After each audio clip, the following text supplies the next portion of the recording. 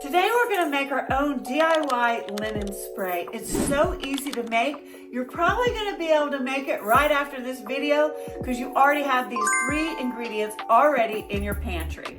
My name is Cindy. I'm a professional house cleaner, and let me tell you why linen spray is a good idea to use on a regular basis in your home. Number 1.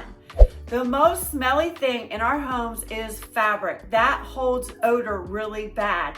So a lot of times if we have a fabric chair, a fabric couch, or mattresses, we're not able to clean those on a regular basis. So in between cleanings, if you spray it with linen spray, it's gonna help keep it really fresh.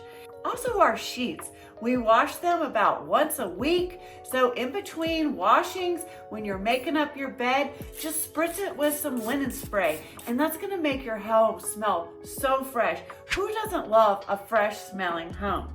And here's another reason why I love to make my own DIY recipe, because I know what's actually in it. It's cost effective. I truly love this stuff, but it's $36 for this jar when I can make this for half the price. We are using rubbing alcohol, and in case you didn't know, rubbing alcohol, it evaporates really fast. So your furniture, your sheets, your bedding, it's not gonna stay wet. It evaporates almost as soon as it lays right on the furniture. It also disinfects in 20 seconds. You can't beat that, so let's go make it. The Fine Mist bottle, and this is the Fine Mist bottle we're using today. And what I like to do is get some small pebbles like this. You're gonna see why in a minute, just hold on. Just get some small pebbles like this that will fit in the opening of your jar. You might have to send the kids out to go search for tiny pebbles for you, but trust me, this really does help, okay? So then we're going to use rubbing alcohol. Now, you can use witch hazel if you would like, but I really like rubbing alcohol, but they both work well. Let me tell you about rubbing alcohol. It's a disinfectant and it evaporates really fast. So it'll help control that odor, and it's not going to make your sheets or your couch sopping wet because it evaporates so fast. So you can use the 70% or the 90%, whatever you prefer. I just happen to have this right here.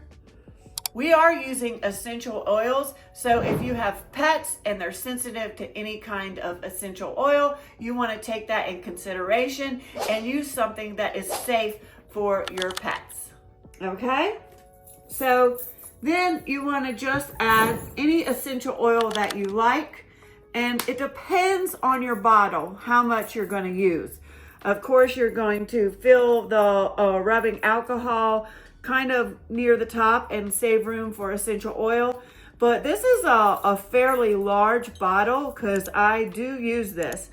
And so I put about 2 tablespoons, and I like to mix lavender and lemon because I just really like that combination. And so, yeah, it depends on how strong you want it and what size your bottle is, how much you're gonna put in it. And let me tell you, this is it. And you're going to see now why these pebbles are so handy, because you know, the alcohol and oil doesn't mix always. So you just wanna give it a good little shake before you spray your fabric. See how easy that was to make? This smells so good, just so fresh. Let me know below if you're gonna try it and what combination of essential oils are you gonna use.